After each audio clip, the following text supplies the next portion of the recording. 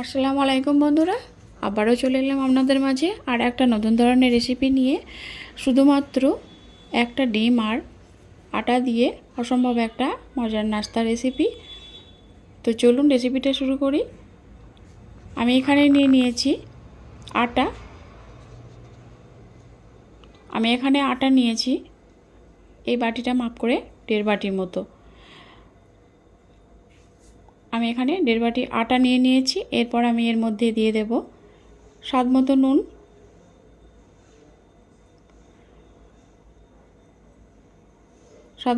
দিয়ে দিলাম। এরপর আমি আটাটার সঙ্গে একটু ভালো করে মিশিয়ে নিয়েছি। এরপর আমি এখানে নরমাল পানি দিয়ে এটাকে যেভাবে আমরা রুটির ডো তৈরি করি সেভাবে আটাটাকে মেখে নেব।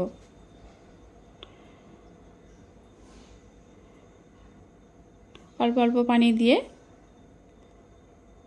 এটাকে মেখে নেব।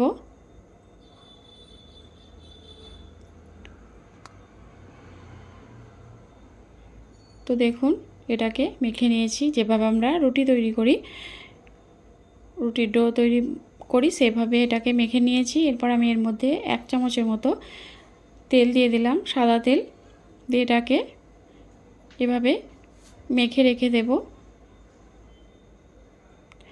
আমি এই আটাটাকে রেস্টে 3-4 মিনিটের মতো রেখে দেব। তেলটা ভালো করে উপরে লাগিয়ে নিলাম।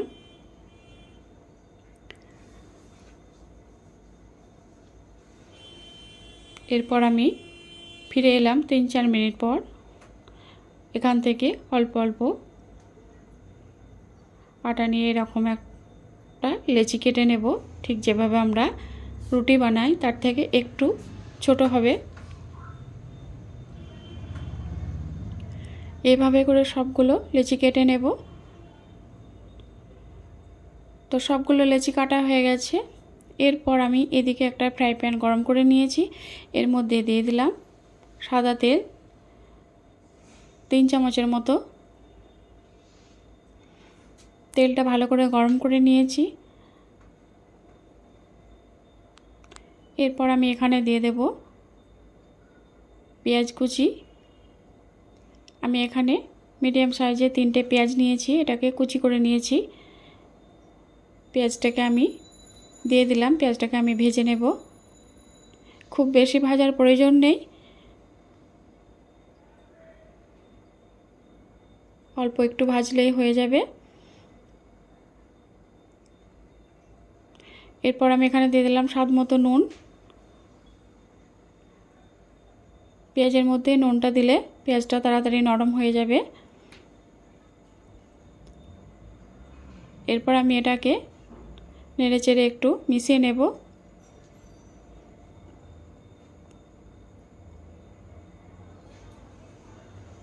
তো দেখুন পেঁয়াজটা অনেকটাই নরম হয়ে গেছে।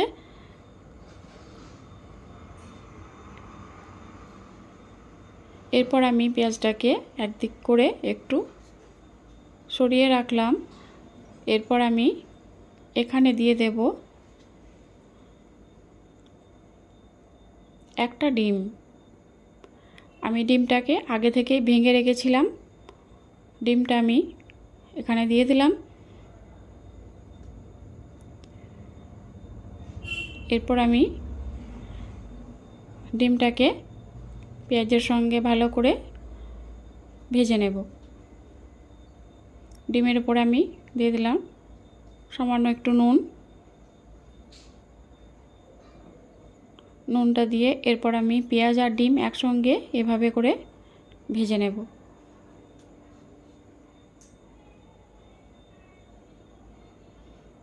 আমি এখানে একটা ডিম ব্যবহার করেছি, আপনারা চাইলে 2টো ডিম দিয়ে করতে পারেন বা তারও বেশি দিয়েও করতে পারেন। আপনারা যে পরিমাণ আটা নেবেন সেরকম পরিমাণ বুঝে ডিমটাও নেবেন। তো ডিমটা আমি এভাবে ভুজি করে নেব। তো এখানে আমি দেখাতে পারিনি, ক্যামেরা অফ ছিল, ধনেপাতা অল্প আর দিয়ে দিয়েছি 3টে কাঁচা লঙ্কা কুচি।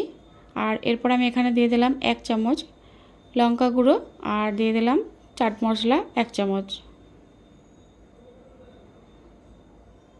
সবগুলো উপকরণ একসঙ্গে ভালো করে মিশিয়ে এটাকে ভেজে তুলে নিয়েছি। এরপর আমি এখানে এরকম একটা প্লেট নিয়েছি, আপনারা চাইলে বোর্ডের উপরে রেখেও করতে পারেন। প্লেটের মধ্যে নিয়ে আমি একটা আটার ডো নিয়ে এভাবে ঠিক রুটি যেভাবে আমরা বেলি, তো এটাকে আমি হাতে এভাবে করে রেডি করে নিলাম, একটা রুটির মতো করে শেপ দিয়ে নিয়েছি। এরপর এখানে যে আমি পুরটা তৈরি করে রেখেছিলাম সেই পুরটা আমি চামচে করে এভাবে দিয়ে দিলাম। দেখুন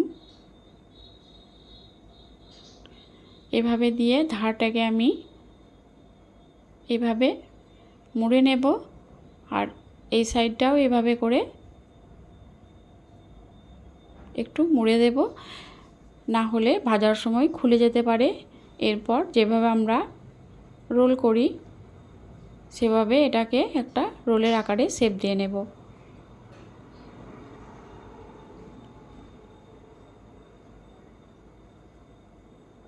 তো দেখুন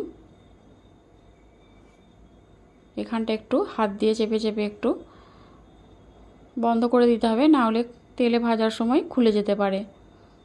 তো দেখুন তৈরি হয়ে গেল একটা। এভাবে করে আমি সবগুলো তৈরি করে নিয়েছি। এরপর আমি এগুলোকে ভেজে নেব। তার জন্য আমি এখানে একটা ফ্রাই প্যান গরম করে নিয়েছি, এর মধ্যে দিয়ে দেব পরিমাণ মতো তেল।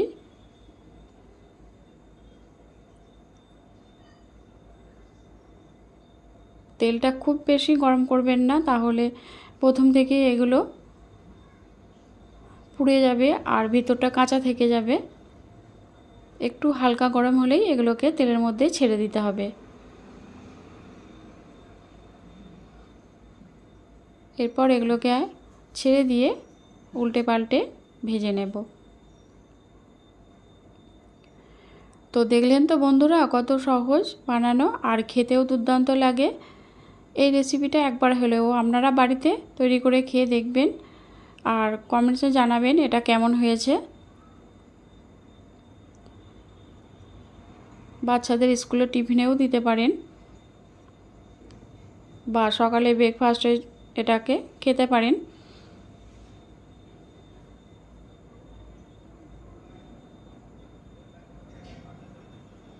এভাবে করে উল্টে পাল্টে ভেজে নেব। তো সবগুলো আমি এভাবে করে ভেজে তুলে নিয়েছি। দেখুন